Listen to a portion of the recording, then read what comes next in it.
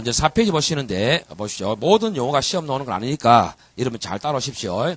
자, 지금부터 하는 용어는 전혀 시험 문제와 관계없습니다. 용어를 한번 들어보시는 거죠. 이제 여러분, 우리가 사회 활동하면서요, 사람을 규제하는 법이 상당히 많습니다. 상당히 많은데, 그 중에서 이제 이 형법이라는 법이 있습니다. 형법. 자, 형법이라는 법이 있는데요. 여러분, 처음에는 우리가 형법 총론 배울 때는요, 처음에 한 몇 시간 가는요, 조금 이게 딱딱할 겁니다. 근데 형법은요, 수업 시간이 재밌습니다, 여러분. 사건을 많이 다루기 때문에 아주 재밌어요. 그러니까 처음에는 조금 딱딱하더라도 용어를 잘 체계화 시키란 말이죠. 가십니다. 요 형법이 있거든. 형법은요, 우리가 소위 말해서 어떤 유행이 범죄인지를 담고 있습니다. 그래서, 어떤 종류가, 어떤 행동이 우리가 범죄라고 부르는지, 이 범죄의 종류와, 그 다음에 범죄와, 그럼 요 범죄했으면 그에 대해서 대가를 줘야 되겠죠. 그래서 그 대가를 우리가 형사제재라 부르죠. 이런 식으로 이제 문장을 구성하고 있는 법들을 이제 우리가 다 형법이다. 이렇게 부릅니다. 그럼 당장, 우리 책에 보시면요, 이런 게 나옵니다. 사람을 살해한 자는 오거든. 자꾸 현실적으로 보셔야 됩니다. 이게 워낙 딱딱하기 때문에 현실화 시켜야 돼요, 현실화. 사람을 살해한 자는 이라고, 그 다음에 사형을 부과할 수 있고요. 그 다음에 또는 무기징역을 부과할 수 있고 5년 이상을 부과할 수 있습니다. 그래서 이 자체는 절대 시험 문제는 아닙니다, 여러분. 자, 그러면 형법이란 법은요, 우리가 딱 펼쳐보면 이렇게 돼 있어요. 한마디로 요게 바로 뭡니까? 범죄라는 거죠. 범죄. 아시겠어요? 범죄입니다. 이게 범죄고요. 그래서 이게 사람을 죽이면 범죄구나 이 말이구나. 이게 이제 우리가 제명을 살인죄라 부르지. 아시겠죠? 이렇게 하고 이 살인죄에 대해서는 이런 식으로 대가를 주겠다는 거죠. 맞죠? 이게 이제 대가를 주는 걸 우리가 형벌이라 하지. 되겠습니까? 요 형사제재라는 단어 속에 형벌이 있습니다. 이런 논리죠. 그죠? 이렇게 해서 갑니다. 그래서 이제 형법이라 부르는 법들은 다 이런 식으로 해서는 안 되는 범죄 유형을 잡아놓고 있습니다. 됐죠? 있고 이렇게 대가를 주게 돼 있죠. 그래서 이 대가라는 것은요, 범죄 종류마다 다르지 않겠어요? 살인죄는 워낙 강한 범죄이기 때문에 형벌도 엄청나게 강하지요. 우리가 이제 이 형법 보시면 절도죄가 있거든. 절도죄는 타인의 재물을 절취한 죄로 나와요. 그럼 타인의 재물을 훔친 자인데 거기에 대해서 대가는 6년 이하 징역이에요. 그래서 범죄마다 형벌은 다를 겁니다. 됐죠? 그러면요, 우리가 실제 이 범죄와 형벌을 다루고 있는 법들이 여러분 사실은요, 한두 군데가 아닙니다, 여러분. 지금 우리가 배우는 이 책도 그렇지만, 국가보안법도 범죄와 형벌을 다룹니다, 여러분. 당장 우리가 얼마 전에 미 대사관을 칼로 찌른 사람 있죠? 김기종인가 그 사람요, 당장 지금 적용될 법조항이 우리 형법 아니거든. 왜? 그런 것들은 이제 칼로 찌르는 것은 형법 맞아. 칼로 찌르는 것은 형법인데 그 사람이 뭡니까? 북을 추종하는 그런 세력이단 말이에요. 그러니까 보니까 이적행위 좀 했다는 거죠. 안에 책도 많이 들고 있고. 그런 유형들은 우리 형법에서는 다루진 않습니다. 국가보안법에서 다룹니다. 아시겠어요? 그래서 이 국가보안법도 그 법 나름대로 범죄 유형을 담고 있어요. 아시겠죠? 그래서 국가보안법도 있고, 그 다음에 군형법도 있고, 우리가 배우는 형법도 있고, 그 다음에 성폭력법도 있고, 종류는 많습니다. 아시겠어요? 그래서 우리가 한마디로 범죄와 형벌을 다루고 있는 법들은 학문적으로 우리가 형법이다라고 부릅니다. 학문적으로. 아시겠어요? 그런데 여기서 보면 학문적으로 그래 부르는데요. 이걸 조금 세밀하게 쪼개겠습니다. 이거는 시험 문제와 관계없어요. 조금 세밀하게 쪼개면 우리가 협의의 형법이라는 게 있고요. 아시겠어요? 그 다음에 광의 형법이 있습니다. 이 협의라는 것은요, 본래 의미의 좁은 의미의 형법입니다. 따라서 범죄와 형벌을 다루더라도 본래 의미의 형법은 바로 여러분이 배우시는 이 형법이야. 아시겠어요? 국회에서부터 명칭이 형법이란 이름이 달려있는 법입니다. 이거는 아시겠죠? 그래서 형법이란 명칭이 달려있는 법, 명칭이 그래, 명칭이.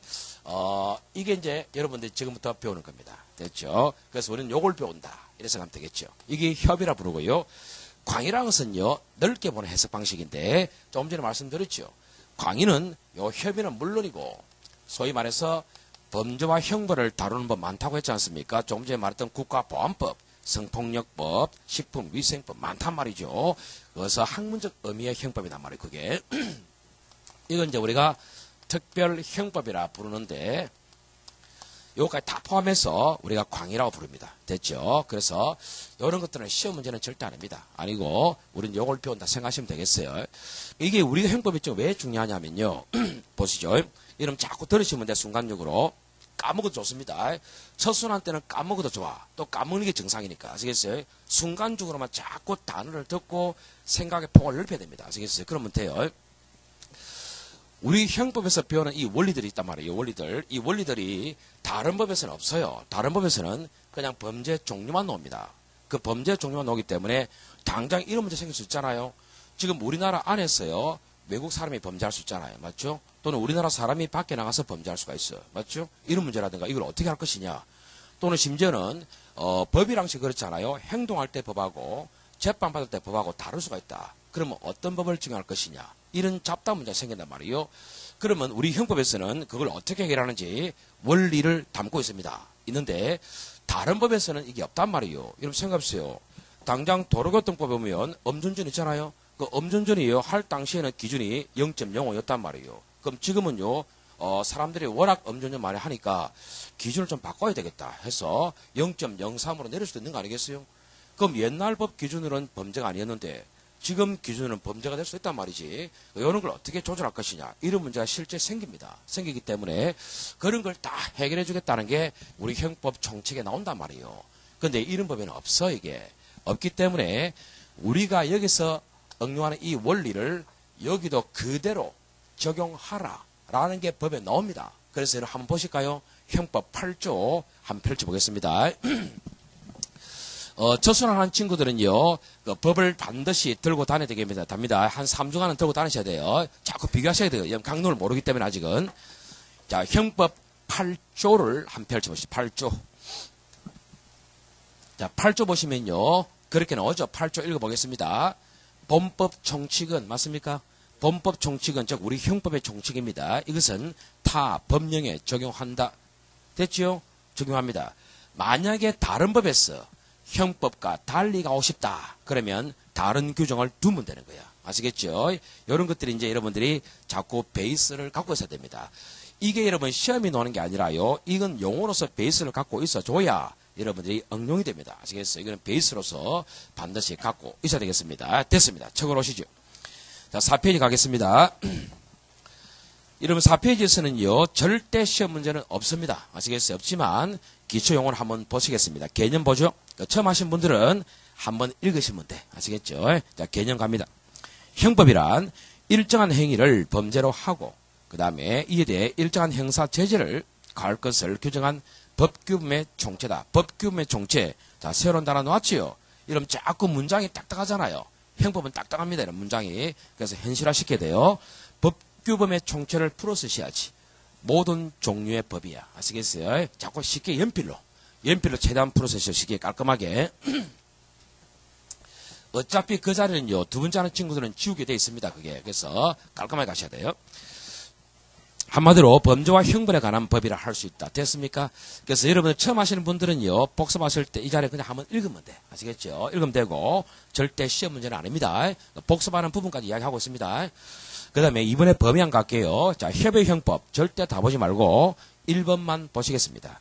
형법이란 명칭으로 만들어진 형법 책자입니다. 아시겠어요? 요걸 갖다 이제 우리가 형법이라 부르죠. 협의형법이라 부르죠. 됐죠? 됐습니다. 요 단어만 한번 줄 딱 치고 끝내시라 이 말이에요.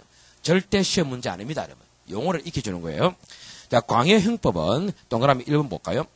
법의 명칭을 불문하고, 예컨대 우리가 배우는 형법, 국가보안법 등등 불문하고 범죄와 그에 대한 제재를 규정한 모든 법을 나타내는 표현입니다. 맞죠? 따라서 우리가요, 협의의 형법은 물론이고, 자, 협의의 형법은 뭡니까? 우리가 보고 있는 국회에서 만든 형법이죠. 물론이고 그 외에 범죄와 제재를 규정하고 있는 특별형법과 각종 형사처벌 규정을 모두 포함한 개념입니다. 되겠습니까? 됐습니다. 됐고요. 그 다음에 이렇게 끝내시면 돼. 끝내시고요. 동그라미에서 한번 줄을 치죠. 자, 광의형법에도 말이죠. 광의형법. 예컨대 광의형법은 빨리 안 들어올 수 있거든. 예컨대 여러분 국가보안법, 예컨대 도로교통법 이런 게 예를 들면 되겠지, 그죠? 자꾸 현실화시켜야 돼. 이 법이라는 것은요, 다양한 걸 한 문장으로 표현해내기 때문에 상당히 압축적입니다. 그래서 자꾸 현실화시키고 가란 말이죠. 자, 광의